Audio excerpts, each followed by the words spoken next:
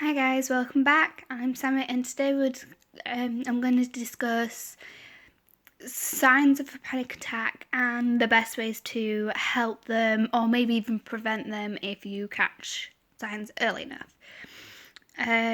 So panic attacks are extreme experiences of sudden and overwhelming anxiety and fear.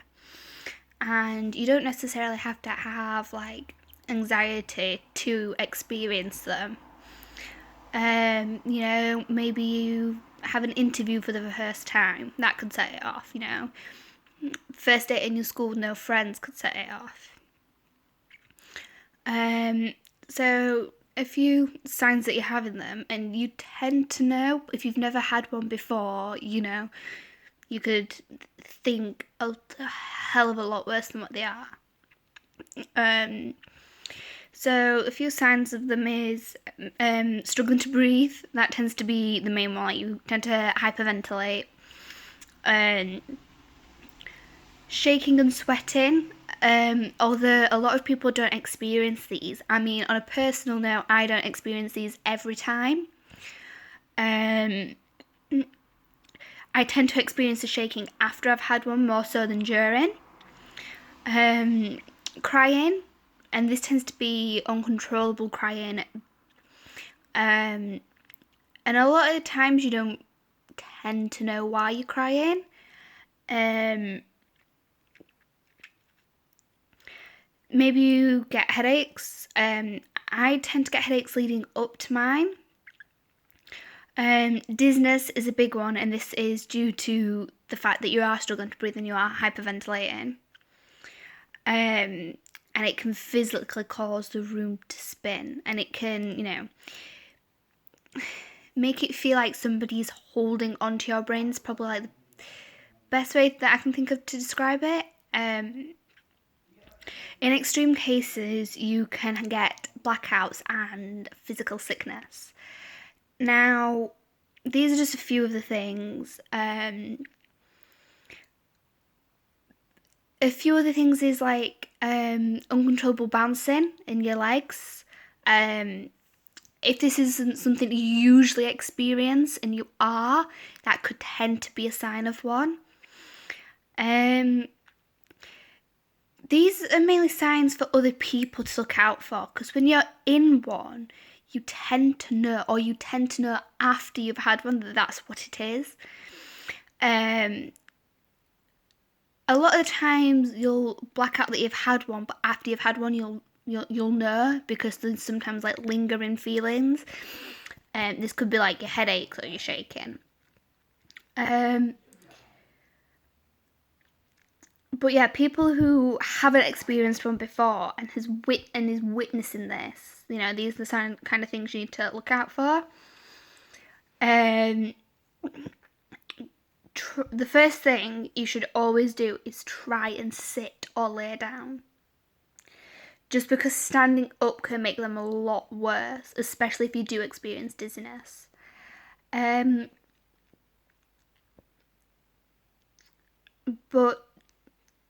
the kind of feelings you get, you can genuinely, feel the overwhelming anxiety kind of like rise in you. It's kind of hard to explain if you haven't had one before, but it's kind of, you physically feel everything at once that you've been like fighting mentally with. So yeah, so there are a few of the signs to look out for. A lot of the time people experience them, can't physically talk because they are struggling to breathe. So trying to ask them if they're okay, as as normal as it sounds, and if you don't get a response, you tend to like panic even more, but sometimes they physically can't respond. I've learnt that with people I'm around, and I actually picked this up from somebody I met in college. They try to tap to indicate that it is a panic attack. Like just 2 or 3 little taps on the closest surface, tends to be the floor or like a table. The best thing to do is to not move a person when having a panic attack. It's kind of like the same things with somebody who's having like an epileptic fit or a seizure. The best thing to do is to get them on the floor, get them to lay down, and you kind of have to wait it out. Now, some of the things you can do to help and prevent these, if you are experiencing them, is focusing on your breathing. And this can help you get enough air to tell somebody you need help or ask for a glass of water, because that tends to help. But yeah, focusing on your breathing is probably the first thing you should try and do once you've sat down or laid down.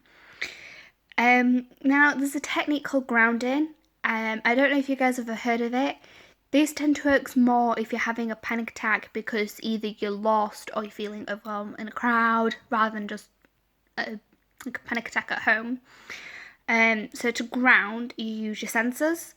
So 5 things that you can see, 4 things you can feel, 3 things you can hear, 2 you can smell, and 1 you can taste. Now, sometimes, you'll have to do these in different order depending on where you are. So, like, if you're in the middle of a field, you're only going to be able to feel, like, the grass and the air. But you could hear or smell a lot more. With this technique, as long as your 5 is your see and the 1 is your taste, the other 3 don't tend to matter which way around you go.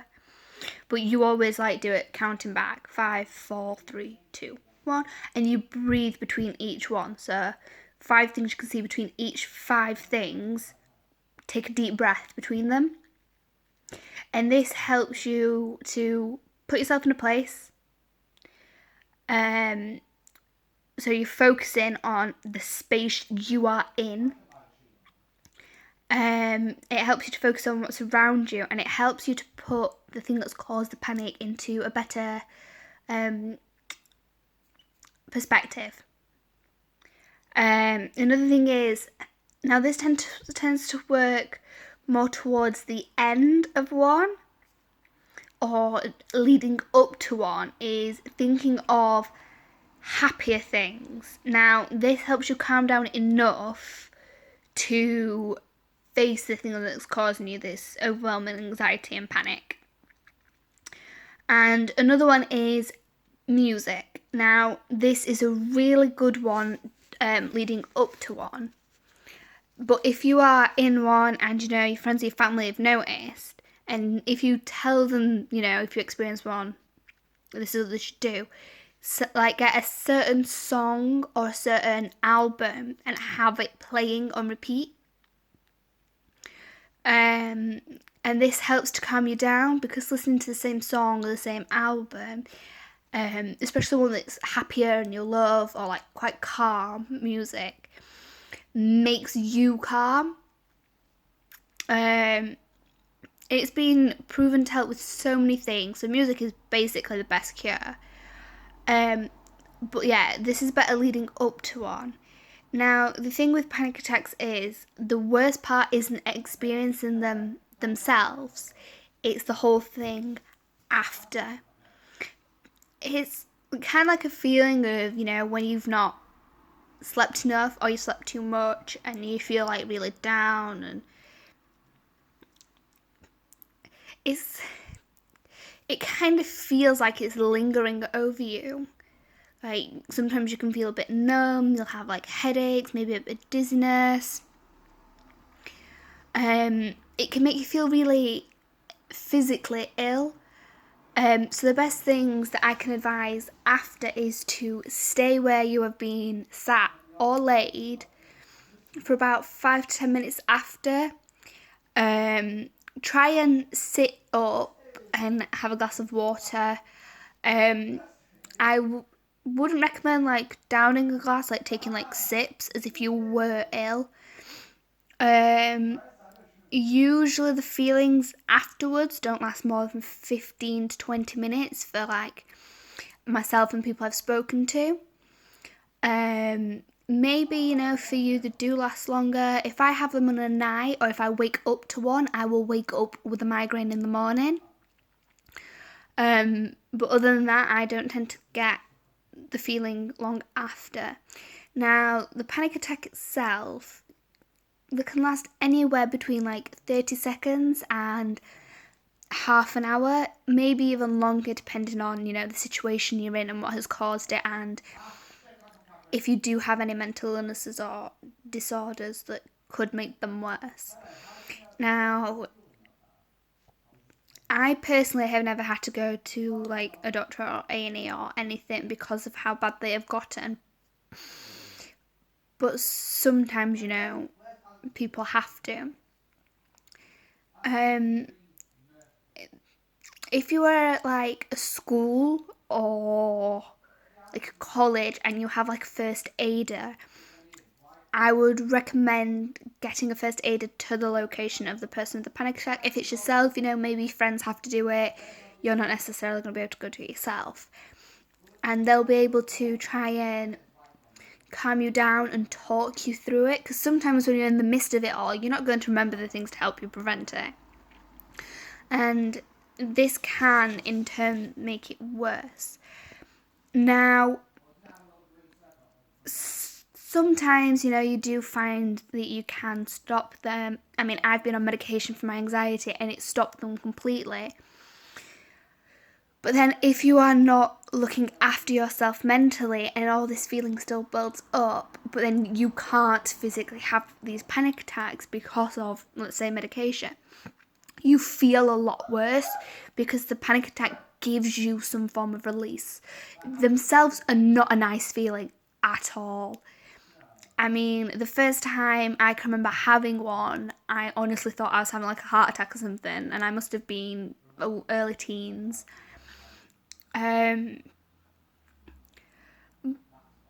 sometimes, if you aren't looking after yourselves and then you can't have one, you don't get that relief, that release of everything that's built up.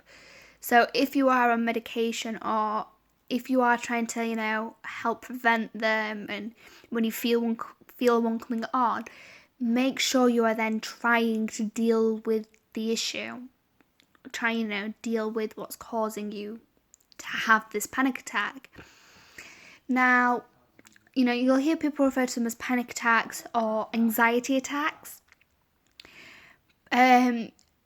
They're pretty much the same thing. I'm not 100% sure on the difference myself. I've tried to Google it to try and, explain to you guys. And from what I can understand, a panic attack is a sudden onset of this overwhelming feeling, and you don't tend to suffer from anxiety. Whereas an anxiety attack is something that you can feel building up because of your anxiety. Now, don't quote me 100% on that. This is just what I understand from trying to research it myself.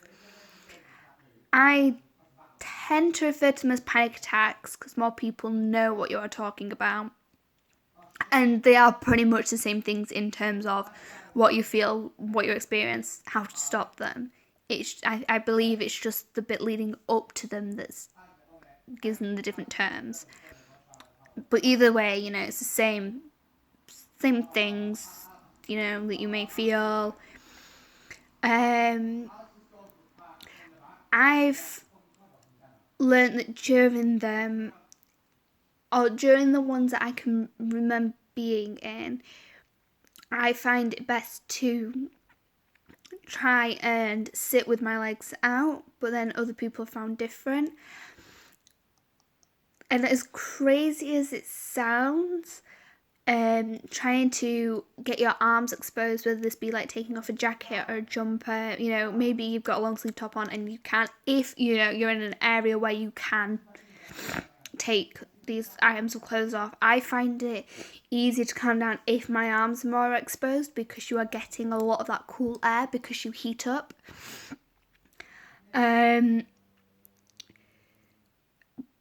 But make sure, if you do experience them, or you've started to experience them a lot more than before, make sure one person that you tend to be around knows what goes off, knows how to try and help you.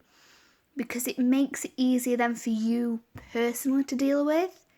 So for me, one of my friends that I'm usually around does tend to know. At uni, two of the girls that I lived with who tend to be in at the same time I was in, they knew. My boyfriend knows. I never really got them much at home with my mum, or like my family around. I tend to get them more when I was out or living by myself at uni. But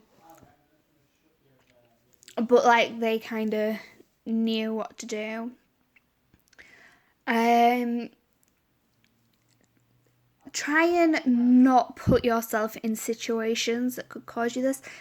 As stupid as it sounds, but then don't completely lock yourself in the house kind of thing.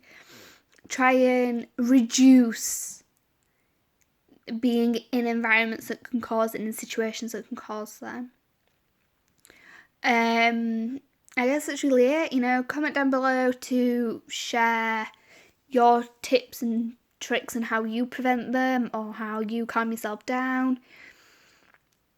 I just wanted to give like quick overview of some things to look out for, more so if other people are experiencing them, and things to try and help calm down.